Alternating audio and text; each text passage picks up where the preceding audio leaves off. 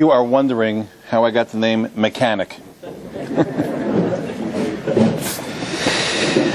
Rabbi Mechanic. It's been an interesting life living with a name like Mechanic. Every day, another line, your father's first name, Otto. Otto.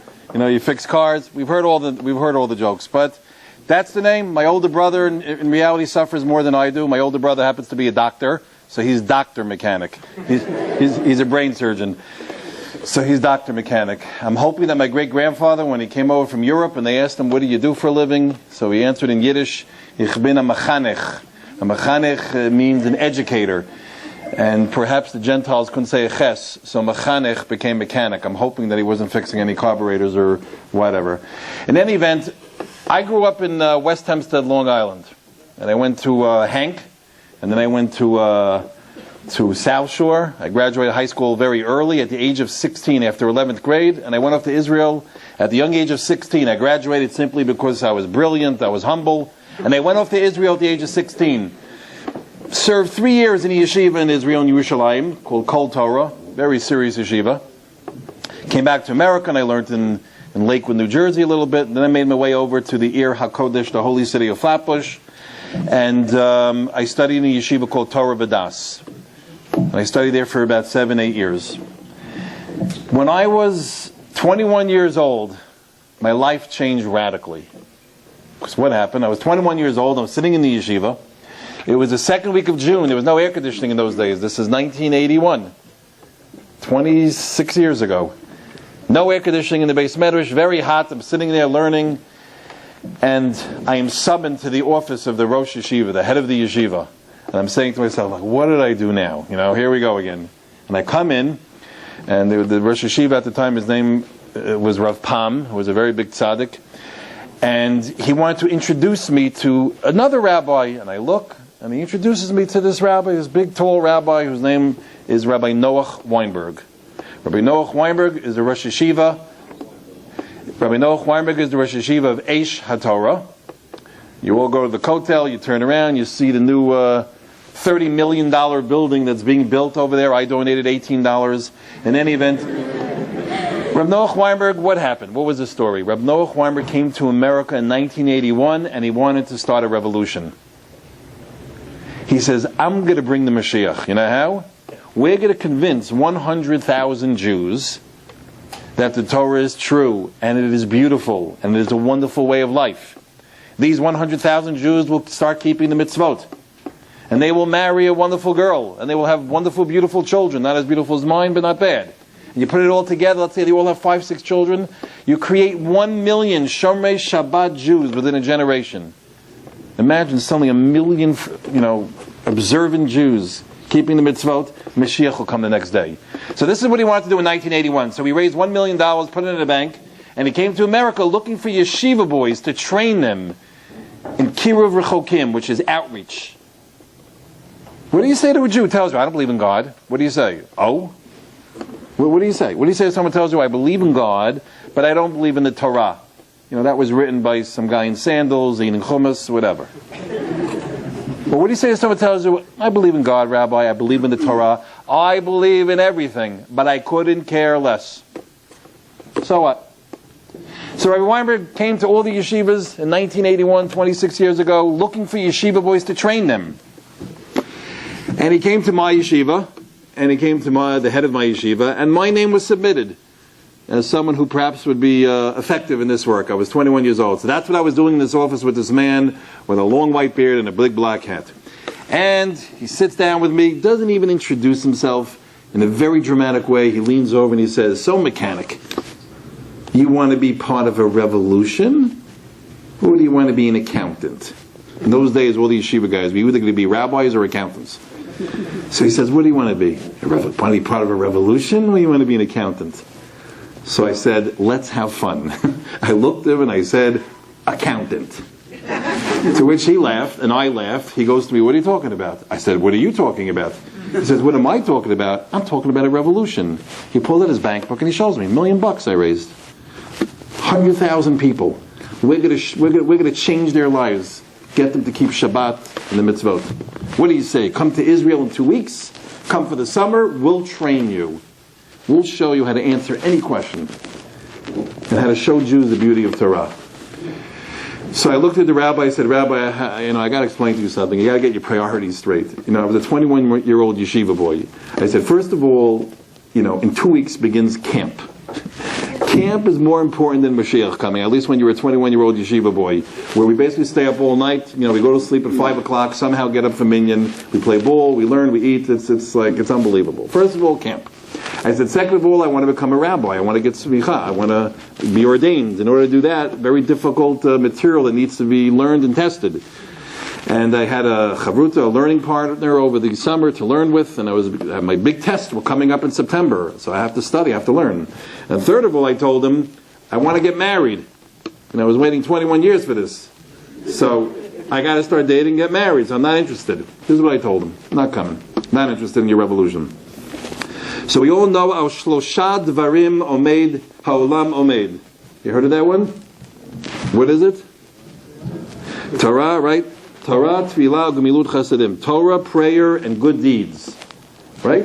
I have a different way, I have a different way, a girsa, how do we say girsa? A different version. I knew that, I just want to see if you were listening. A different version. 3 things the world stands on. Kesef, Mammon, and Gelt. And if you don't understand what I'm talking about, speak to me later. So what happened? Rabbi Weinberg pulled out of his pocket an envelope. And in this envelope was $1,000.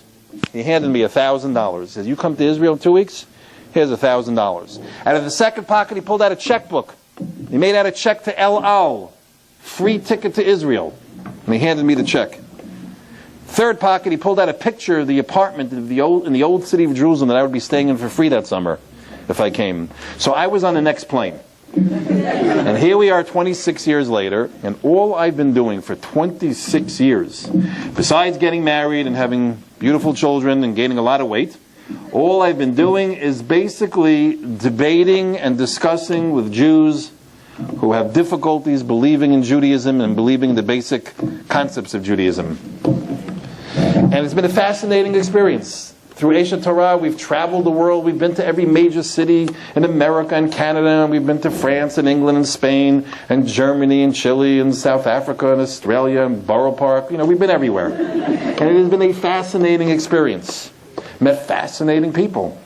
The most fascinating people of all that I've had the zchut, the privilege to know and continue to know, are the Hollywood movie stars. The most famous Jewish Hollywood movie stars and producers in the world. And there's not a single person in this room who does not know the names of these people. And that's been probably the most fascinating experience. Why? Because we are normal human beings with a Yetzer Hara. And we look out there in the world, we see all the glitter and the money and the fame, etc., etc. And then when you meet these people, so the first 5-10 seconds when you meet Steven Spielberg, you can't breathe. You lose your breath. You're like, oh my God, oh my God. And then by the 15th second, you realize, something? He also sits on the edge of his bed every morning, bends down, and pulls his socks up, just like me and you. You'll excuse me, he blows his nose just like me and you. And by the 20th second, I realized that Mechanic, with his wife, wearing a sheitel in 100-degree weather, dancing Shalom Aleichem, dancing around on Shabbat, around my table with my kids, sitting in my sukkah or at my Pesach Seder, I have more olam hazeh, I have more pleasure in this world than these people.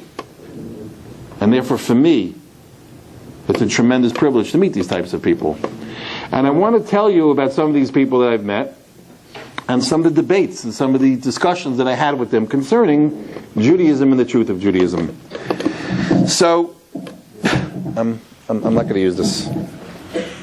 It's making noise, so we'll just... You can't hear me? So you got to get your money back. Okay, I tell you, I can't... Yeah, but you got to turn it off, because it's annoying, and I didn't take my medicine. It's going to get me all crazy. Okay, you'll hear me. So, 9 years ago, I was invited through Eshet Torah to UCLA by Jason Alexander. Heard of Jason Alexander? There's a show on television. If you don't know, thank God. Good for you. It's called Seinfeld. Seinfeld is considered one of the greatest shows on television. I, Baruch Hashem, do not watch television. I do not watch these shows. However, I was on an LL airplane once going to the Holy Land, and everybody was asleep except for Mechanic, watching this show, laughing my guts out, and everyone going, shh, shh, you know? Anyway, that's the one time I saw Seinfeld. In any event, so Jason Alexander, the short guy, George, so he invited me out to UCLA together with my colleagues to present a seminar from 9:30 in the morning till 6:30 at night, demonstrating the truth of the Torah. How he got to us and how we got to him is a whole long story. We're not going to get into that now. But it was a fascinating experience. Newspaper reporters were there, radio, television, they had billboards all over Hollywood and California. Come to Discovery with the picture of Jason Alexander. So, although I'm good looking, 750 people showed up because of him. And they came, and 750, we'll call, Jews, secular Jews, had no background whatsoever, sat there for a full day with Jason Alexander. And it was a fascinating experience to sit with him. He is extremely funny, even in real life. It was also the height of my career because I had one really good joke and he was laughing so hard. It's like, that was it. I made it. In any event, and we ate lunch with him and it was a very fascinating experience. I remember he had a lot of different questions, but he started right off, Rabbi, I don't believe in God. I remember we were sitting down to lunch together. I was the only one in the room with him because they were bringing the food in. He goes, Rabbi, I don't believe in God. So I looked at him and I go, really? You serious? You don't believe in God? That's fascinating. I'm just curious, so where did the world come from?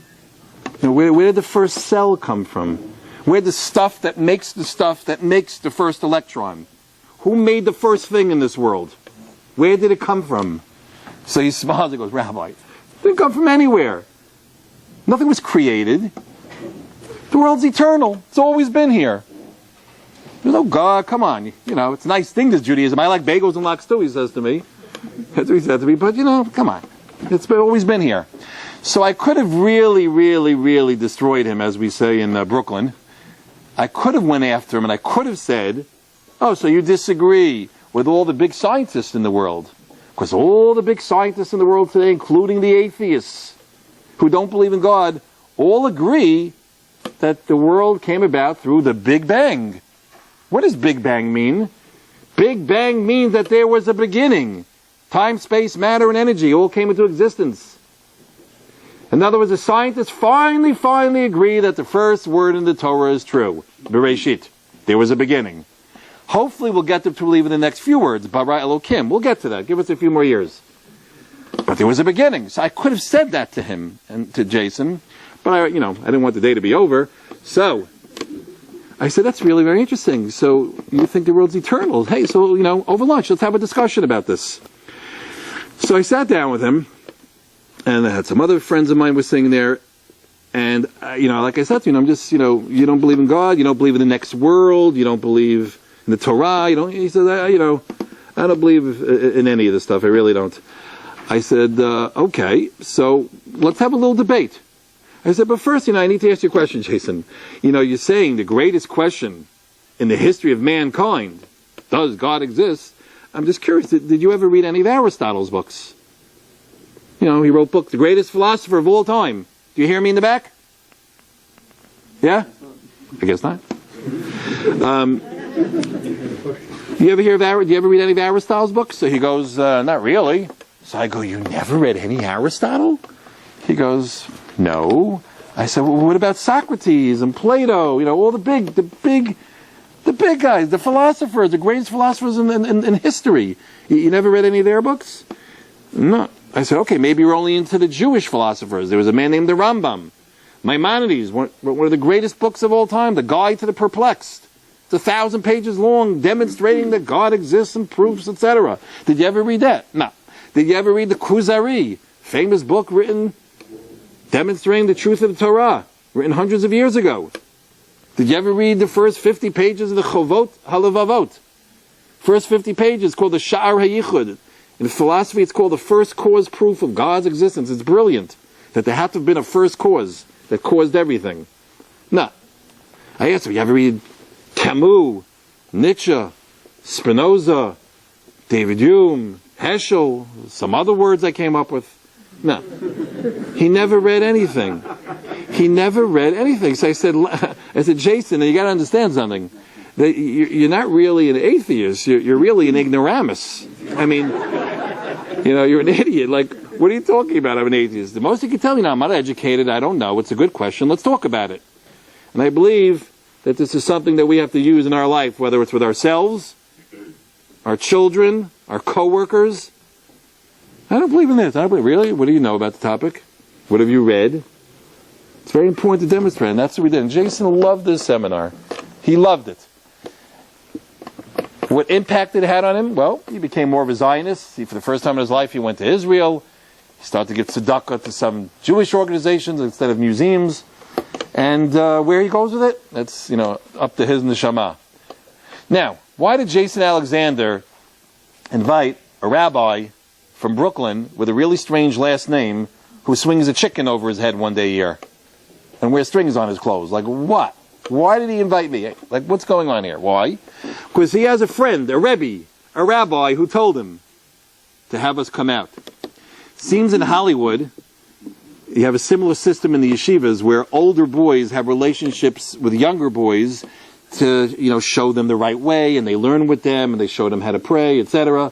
So too, in Hollywood, the older stars have relationships with the younger stars. So who's his good friend? A guy by the name of Kirk Douglas. Heard of Kirk Douglas? Now, Kirk Douglas was machmir. He was very stringent. He decided to marry 4 times, each time a non-Jewish woman. So all of his children are not Jews. But in any event, Kirk Douglas told Jason Alexander, and I even have the letter, a few of the letters that Kirk Douglas sent to Jason, and he forwarded to me, and he cited Kirk, Kuf Vav Reish Kuf.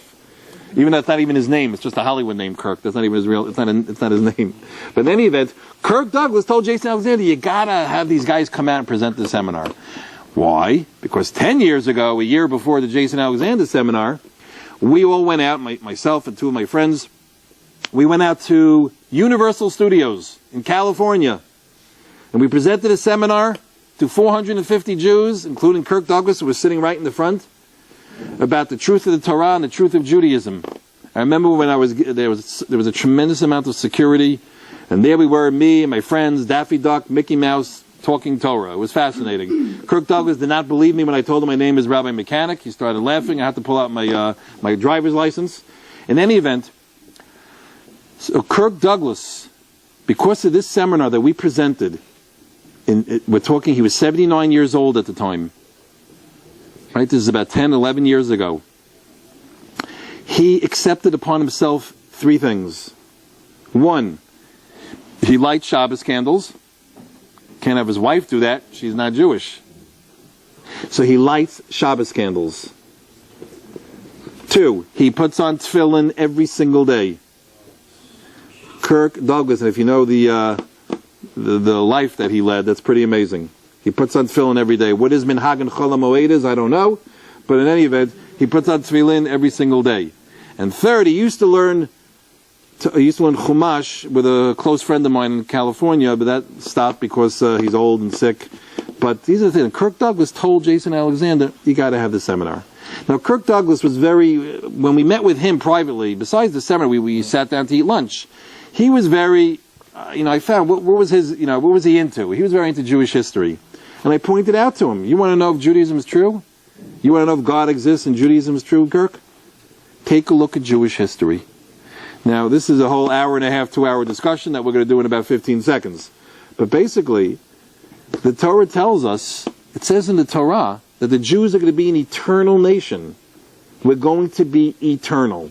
We will always be here. By the way, we're the only ones here. After thousands and thousands of years. You see any, Romans? We're the Egyptian Empire, the Roman Empire. You see any Canaanis around? Yavusis, Pruzis, whatever they're called? We're the only ones who are still here.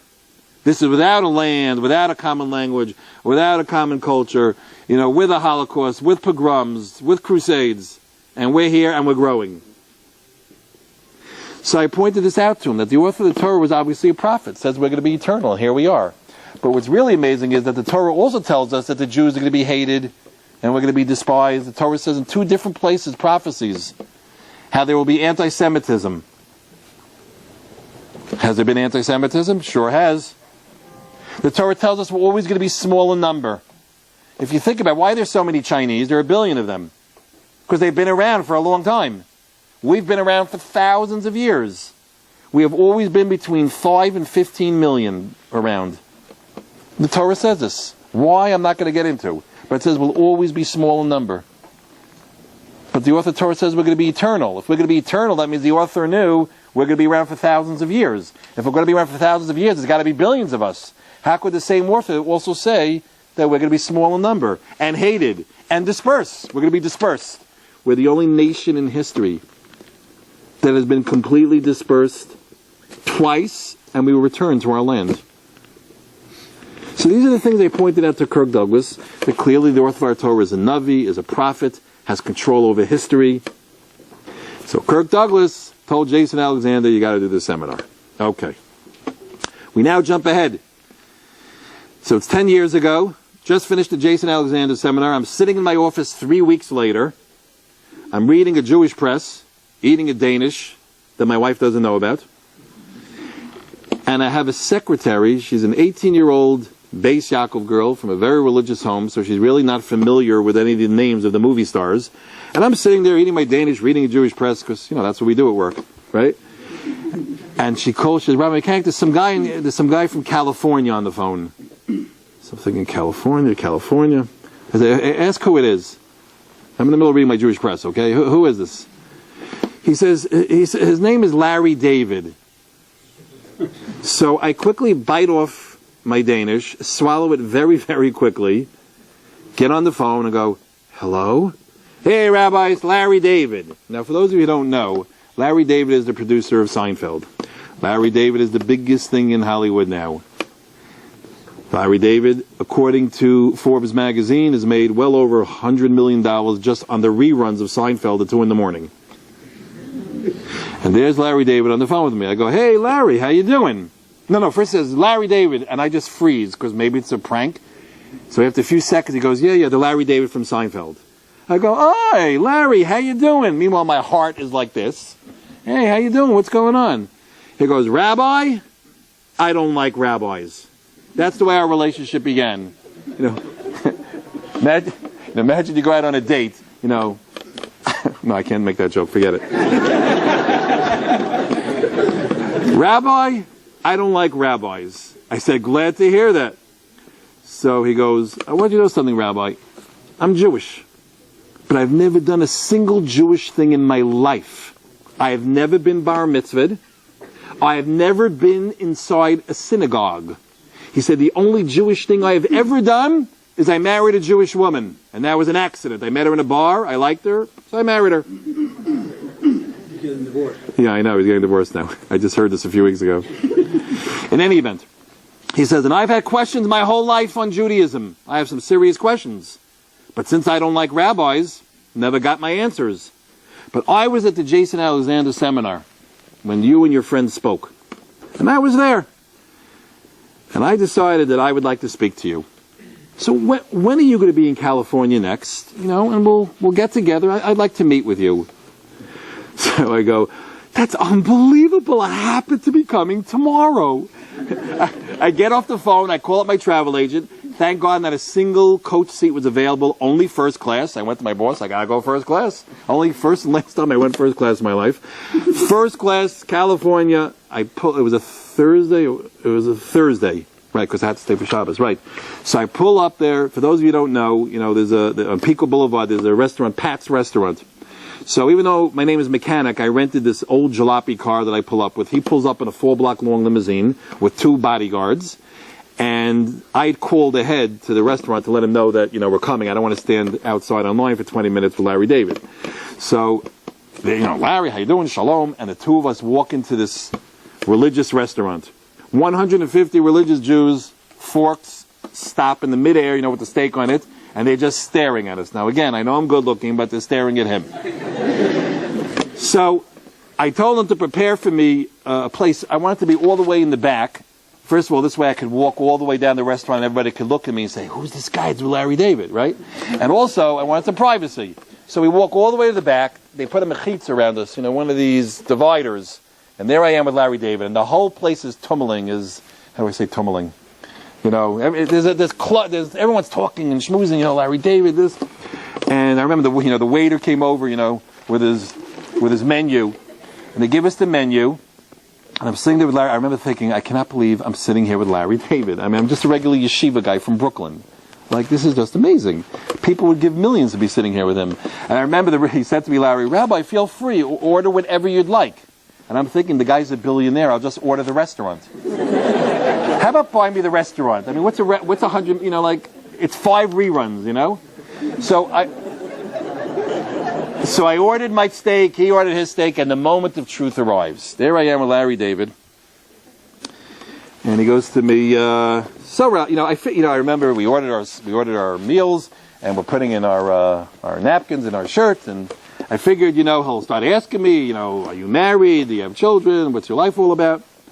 He goes, so Rabbi, how do you know God exists? And I'm there for the steak. Why does he have to make it so difficult, Anyway, how do you know God exists? So listen. And what I'm trying to, what I was trained to do, you can do this. It's very simple. He goes, well, how do you know God exists? So I look at him and I said, Larry, how do you know God does not exist?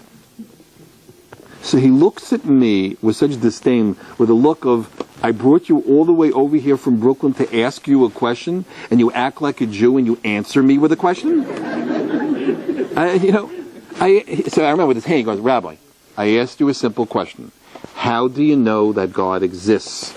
So I imitated him, even though my heart was beating so fast. I imitated him. I said, Larry, how do you know that God does not exist? So he's just looking at me, and I'm looking at him, and I let that silence go. Go on and on, just staring at him. And then I said, so we got a problem, Larry. You're saying God does not exist, but I'm saying he does. I said, guess what, Larry? One of us is right, and one of us is wrong. No third possibility. Either I'm right, Hashem exists, it's a beautiful world that Hashem created with a purpose, with a Torah, or you're right, and I'm wrong, chas v'shalom, and my whole life is a waste of time, and all the millions of Jews are wasting their time, and it's all a lot of baloney, and you're right, and there is no God. Correct? He goes, correct. I said, Larry, when are we going to find out who's right and who's wrong? When are we going to know for sure, 100%? What's the answer? The second we die. The second we die is when we find out. The next second. We should all live till 120, but the next second, either I said, Larry, I'm right, and I died 120, and there's Hashem, and grandparents, and all the people that I loved who passed away, and Moshe Rabbeinu, and Avram, Yitzchak, and Yaakov, the whole thing. Either that, or you're right, and when we die, there's nothing. There's not even darkness. There's nothing. Right? So he's just, he was like so listening. He didn't take his finger yet out of his. He was putting in his napkin. It was just sitting there like this. So I said, one of us is right, one of us is wrong. There's either a God or there isn't, and we're going to find out when we die. Right? Then I went for the kill, as we say in Brooklyn. I don't know how it is in Queens. So I said, Larry, let's look at the consequences of who's right and who's wrong. Let's say I turn out to be wrong. Me and all the Jews who keep the Torah. Let's say we were wrong. I said, Larry, so what did I lose out in life? So there's a few sins I didn't do, and I enumerated a few, but I'm in a shul, so I'm not going to do that. So I didn't do this, I didn't do that. Big deal. Meanwhile, I lived a whole life thinking I was right, doing chesed and doing tzedakah and helping people and helping old ladies across the street, and Shabbos, Shabbat, Shalom, I don't know if you eat that, Shabbos, Pesach, Sukkot, the holidays, the whole thing. It's what a life of meaning and pleasure and purpose. So if I turn out to be wrong, what did I lose out in life? But Larry, what are you going to do if the second you die, suddenly you die, you live your whole life as an atheist, and then you die and there's God? What are you going to say for eternity? Oops. If you're wrong, the consequences are catastrophic. If I'm wrong, okay, so a few other they wrote I didn't do. If you're wrong, they're catastrophic. I'm not going to judge him. You can't judge another Jew. I don't know. But forget about Gehenna and those things. I don't know. That's for God. But you missed out on reality. You missed out on life. You missed out on the purpose of life. You missed out on the mitzvot. You missed out on the greatest relationship that you could have with HaKadosh Baruch Hu, with God. Therefore, because the consequences of you being wrong are so catastrophic, you better do your research. You bring me out from New York to California, and glue. I don't believe in God. You better do your research. And I came equipped. I pulled out a book. Here, read this book, Permission to Believe, by Rabbi Kellerman. And another book. I gave him about 4 or 5 books to read. And then I put up the challenge. I said, Larry, if you could disprove all this stuff, I will take off my yarmulke. I can't continue to tell you what I said, but I told him I'll do A, B, C, and D with you. I'll eat treif, whatever it is you want to say. If you could disprove it. But you won't be able to. Because the Torah is true, and I could prove it to you. So that's how my relationship with Larry David began. By the way, he never read the books. He never read any of the books. And he definitely made some changes in his life. Nothing major, but he definitely made some changes. And we continued talking. So I showed him different pieces of evidence of God's existence, that there's design in the world. When there's design, there's got to be a designer, right? But then he went for, okay, Rabbi, so let's say God exists. Okay, so this the Bible. How do you know the Bible's true? How do you know the Bible's true? How do you know the Torah is true? He didn't know the word Torah. But how do you know the Bible's true? So I told Larry like this. I began by telling him a story, a true story that happened to me.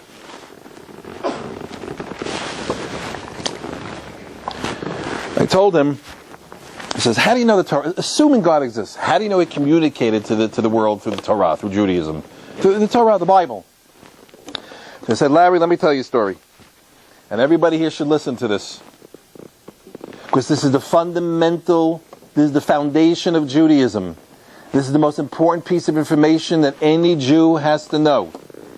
This is the most important piece of information your children have to know. More important than anything that they will ever hear in school is what I told Larry and what I'm going to tell you now. So I told Larry how I was invited to speak in Princeton University. You all heard of Princeton University? Little old me, mechanic from Flatbush, invited to speak in Princeton University. What happened? So listen to this story. This happened about 6 years ago. There was a course being given in Princeton University called Comparative Religion. They give it maybe in many universities. What do? You get a professor in a room with 40, 50 kids. They do research and study different religions. They compare them. You have a test. And then you get your credits. So 6 years ago in Princeton University, a course was being given. Let me describe to you the details. The professor. First of all, the professor was a Gentile, about 60 years old. He had 2 earrings, not one. He had a long white ponytail going down his back, long white ponytail with 2 earrings. So he had a certain look. It was an interesting look. And he had 2 PhDs, one in theology, philosophy, 2 PhDs. He's making $150,000 a year. This is the professor. What were the 5 religions they were researching? Judaism, Christianity, Islam, Hare Krishna, and the Mormons. You heard of Hare Krishna? Yeah, when I was growing up in the 60s, 70s, it was a big cult. I guess the head guy's Harry. Right? The Beatles had a song about them, I think, right? Yeah. So in any event, Hare Krishna, they're very big in Europe. And the Mormons, you all heard of the Mormons? Where do they live? Utah. They have a very strange custom. Polygamy. They have many wives. I never understood that because it means you have many mothers-in-law. Right? All right. In any event, I could say that because I have a very wonderful relationship with my mother-in-law. So these were the 5 religions. Who were the students? 50 students, 49 Gentiles, and 1 Jewish kid named Stephen. The 49 Gentiles consisted of African Americans, American Indians, Koreans, Japanese, Chinese, all types. And there's one Jewish kid named Stephen. And I'm telling this story over to Larry David, right? And what happened? At the end of the semester, the professor had a brilliant idea. 3 weeks before the final, he decided to invite a representative of each religion to come into the class and attempt to prove to the class that their religion is the true one and the other four are false. I think it's a brilliant idea. So he invited in an imam, a Muslim guy. He invited in a Harry guy, a Mormon guy. He invited in the Christians. And I represented the Jewish people. How'd they get to me? Very simple. There's one Jewish kid in the class named Stephen. He's 19 years old. He is completely, assimilated, knows nothing about Judaism. And the professor goes over to Stephen. Now, this is a true story because Stephen told me this later. The professor says to Stephen, Stephen, I'm not Jewish, and the other religions I had no problem getting someone to come in to represent them. I'm having a problem with the Jews. Because apparently there's Reform, and there's Conservative, and there's Orthodox. So he told Stephen, I went to some of these Reform and Conservative, and they didn't want to come because they said that they don't believe in it anyway. So I need what's called this, I'm just telling you, this is what he told me. He says, so I need it's called Orthodox. They have beards and side locks, Orthodox. That's what they think Orthodox is. So Stephen has a father. Stephen's father's name is Joel. Joel is a gazillionaire millionaire who donated $2 million to Eshet Torah, to our organization. So, this Joel calls me, and he's not religious. He's not religious. In fact, he's intermarried, but he believes very much in what we're doing. Donated $2 million. So he calls me from his yacht on a satellite phone in the middle of the Pacific Ocean 5 minutes before Shabbat. Hey, Rabbi, how you doing? It's Joel. Listen, you're going to Princeton to teach some Torah. I said, Joel, I ain't going to teach no Torah, and I ain't going to no Princeton. What are you talking about? So he starts telling me the whole story. His son is in the class. The professor came over to him. They need someone to come into the class to show that Judaism is true. So, I don't know, I wasn't sure. I didn't know what to do. On the other hand, how many reasons did I have to go? 2 million reasons. Correct. So I wasn't sure what to do. I said, let me speak to you after Shabbat. I called him back. I thought about it. I spoke to my rabbi, whatever. Called him back after Shabbat. I said, Joel, you go tell Stephen, your son, to tell the professor that I, Rabbi Mechanic, will come to Princeton University to represent Judaism and the Torah on 2 conditions. A request and a demand. My request is I'd like to be last.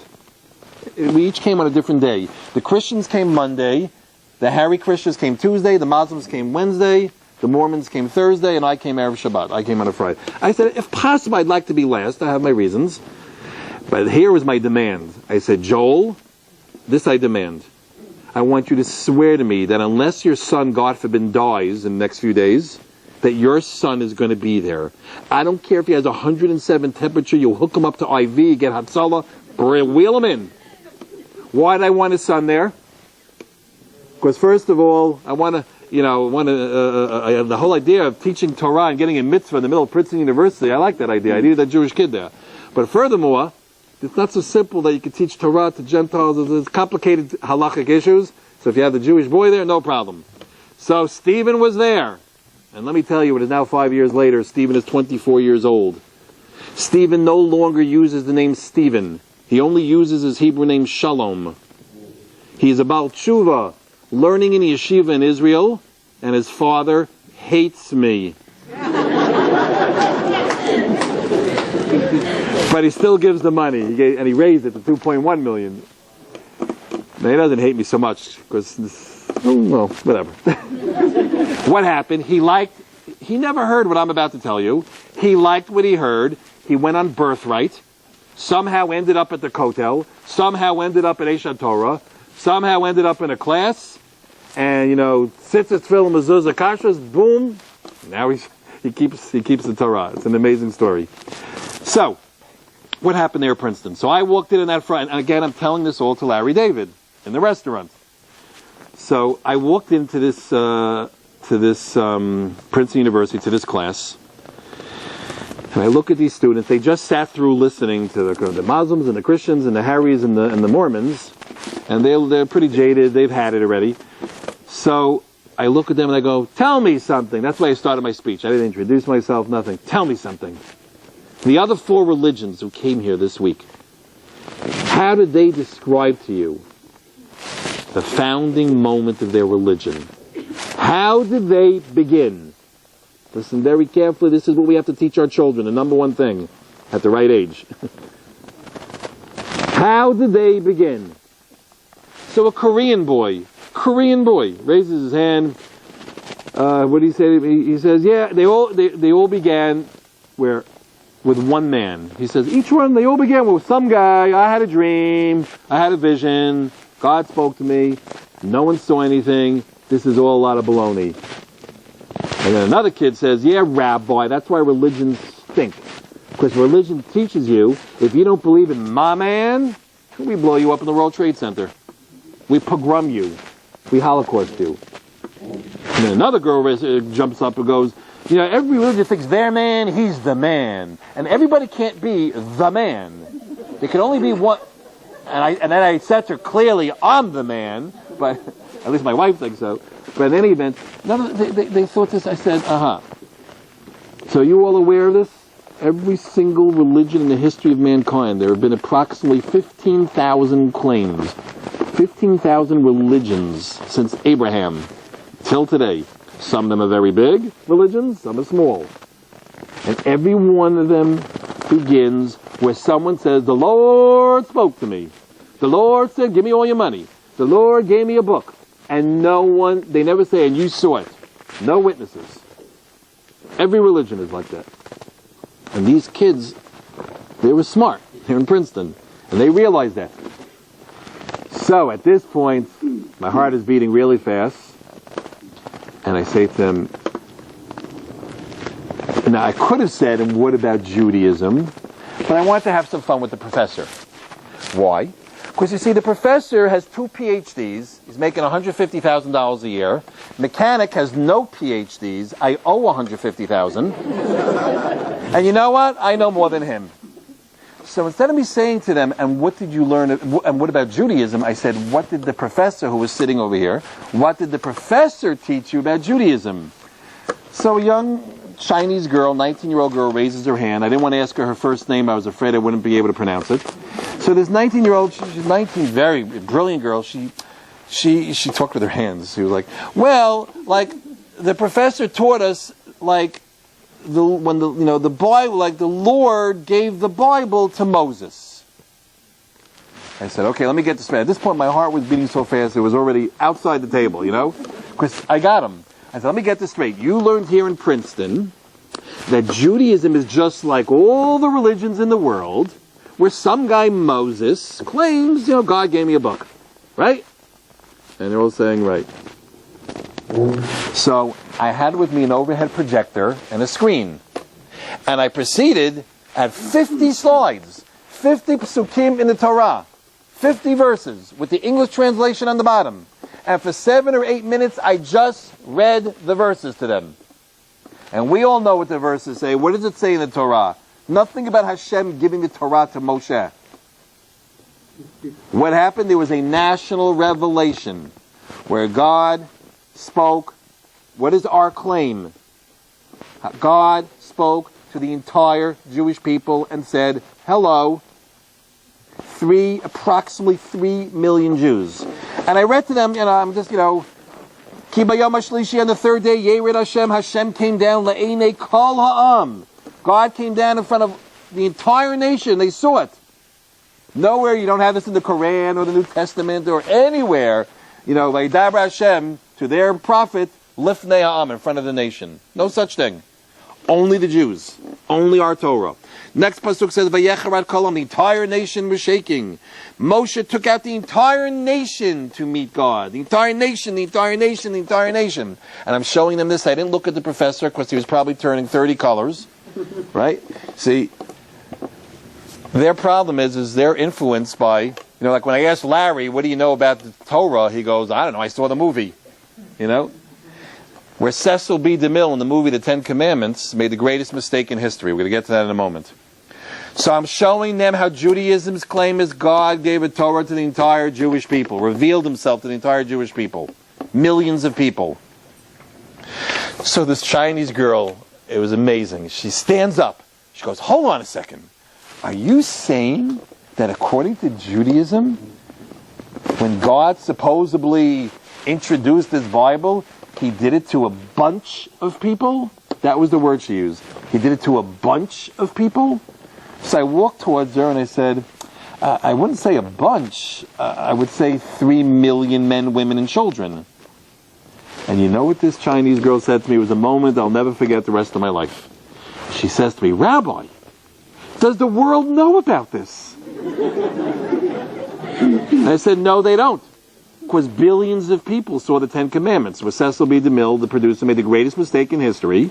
Because in this movie has God giving the 10 Commandments to Moses. You want to grab him by the neck, like duh, like hello, anyone home? Read the book. Hundreds of places, nothing about Moshe getting the Torah, but rather Hashem speaking to the entire Jewish people and saying, I'm giving the 10 Commandments. So, this is the first thing that I pointed out in Princeton University. I mean, there's a whole long story here, but this is the first thing that I pointed out to Larry David. And we have to know this. Every religion in the world begins where one person makes a claim and there are no witnesses to that claim. Only Judaism, out of 15,000 religions, we are the only religion in the history of mankind to claim Hashem spoke to millions of people. Why didn't anybody else do this? Why? Do you know how Islam started? So let me save you some money, of course, in the university. I mean, again, this is a very superficial explanation, but basically, Islam. Go read the Quran, which I've done numerous times. In around the 6th century, Muhammad flew up to the Shamayim on what's called, in Arabic, a barak, which is a flying, some of their commentaries say it's a horse with wings, some say it's a donkey with wings. I like the one who holds it's a donkey. I like that one. That he flew up on a barak, which, by the way, is also a former prime minister, and it's really the same thing. And if you don't like my politics, talk to me later. He flew up to heaven. God gave him the Quran. He comes down to this world with his Quran and he starts teaching it to the world, and here we are, 1 billion, 2 billion Muslims.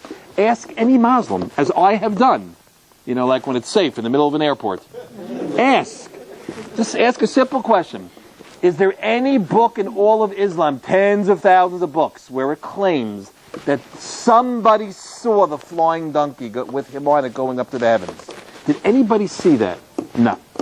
Did anybody ask them? Is there any claim where 15 Muslims saw God talk to Muhammad?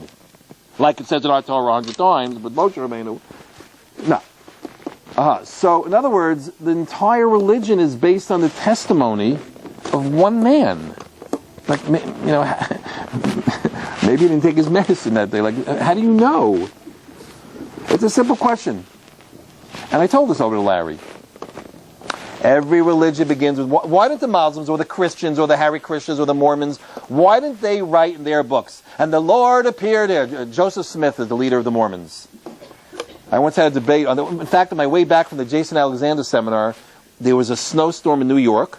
So we landed in Salt Lake City. And we were stuck there for hours and hours. Because all the airports were closed. This was years ago. And all I had was, I had a choice. Either read my Reader's Digest, or buy a Reader's Digest, or go debate the Mormons who were walking around the airport missionizing. So I went for the Mormons. It was fascinating. One day we'll tell you about that. But the bottom line is, Joseph Smith, the angel Moroni, gives him the Book of Mormon, Did anyone see this? How do you know that it's true? Who saw it? The only way you know about it is from Joseph Smith. Why didn't they write, and God gave Joseph Smith the Book of Mormon in front of his 16 students. And God appeared to Muhammad in front of 47 people. Just take a pen and write it. The Jews wrote it in their Sefer Torah hundreds of times. Why didn't they write it? Because you can't write that unless it's true. Because if Muhammad or Jesus or any of these people say, the Lord appeared to me in front of 47 people before they become Christians or Muslims, everyone's want to know, well, where are those 47 people? That's why they didn't write it. Because you can't write such a claim unless it's true. which if you understand the subtlety of that, that really proves that the Torah is true. The very fact that we're sitting here and we keep Shabbat and put on tefillin means that long time ago, our ancestors accepted this story. If the story wasn't true, how did it start? How did you have the first Passover Seder? First time the father tells the kids, God took us out of Egypt, split the Red Sea in front of 3 million people, gave us food in the desert for 40 years, which is the greatest miracle of all time, by the way, for 40 years in front of 3 million people. And he gave us the Torah in front of 3 million people. The first time a father said that to his kid, the kid would go, Mommy, Abba's got some serious issues. Whoa, what's if that never happened? So, this is the first thing, this is what we pointed out in Princeton University, and this is what I told Larry. That is the difference between us and everybody else. And my friends, what is the difference between one person making a claim and 3 million?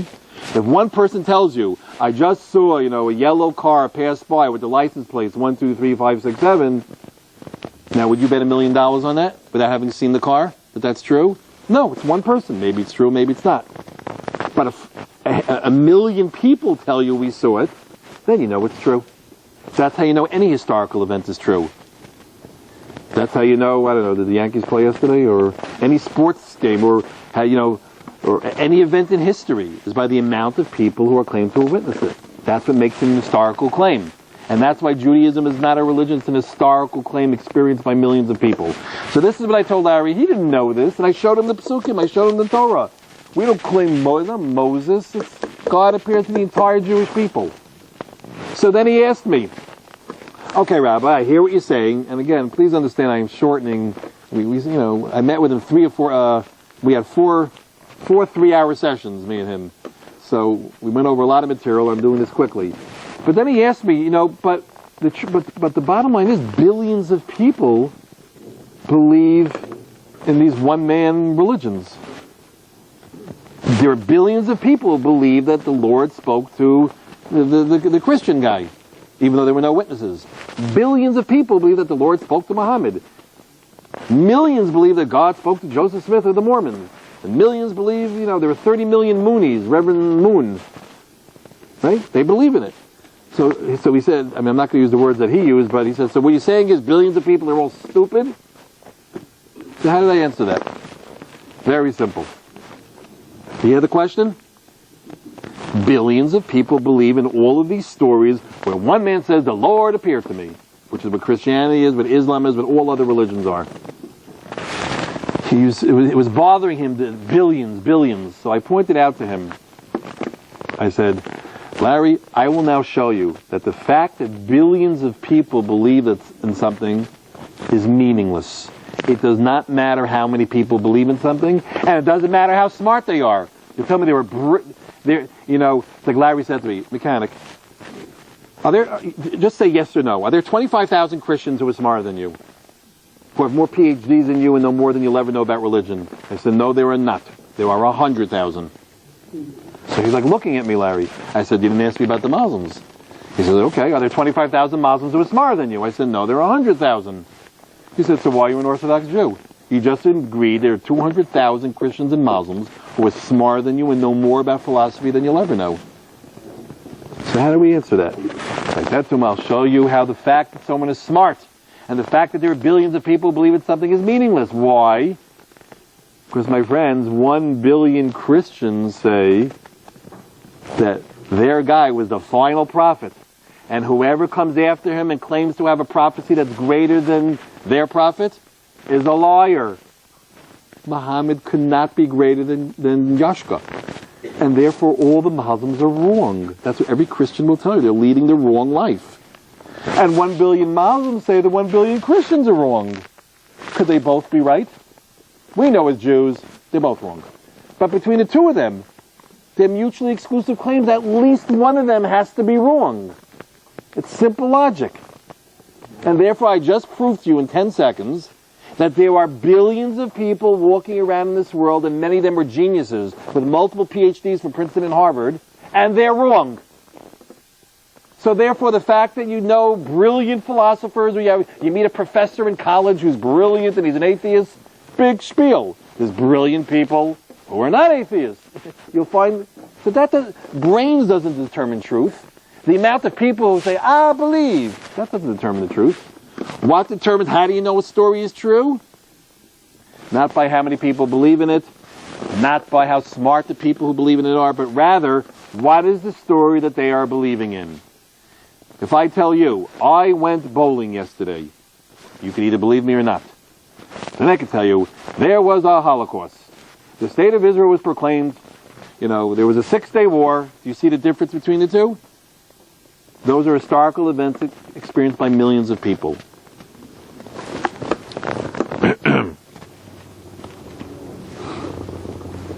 So, what matters is what is the story that we're talking about? And our story is an historical claim of millions of people experiencing Hashem at Har Sinai. While everybody else is one person, by definition, a myth. It's like I tell a story, kids, I deal a lot with Orthodox teenagers who have questions, and they're very impressed with numbers. Billions of people believe differently than us. So I tell them the story, and I also told this to Larry in one of our discussions. Now imagine you're in a forest, and there are bears running after the people in the forest, and everyone's running out of the forest to try to get away from the bears. And you come to a fork in the road, and you do not know which way to go. Do you go right or do you go left? One way will lead you to safety, one way will lead you deeper into the forest, and the bears will catch up to you. Which way do you go? You look to the right, 5,000 people decide to go to the right. You look to the left, 5 people. The bears are 10 feet away. All you have in front of you is 5,000 went this way, 5 went this way. Logically, using your brain, you got to go with the 5,000. And maybe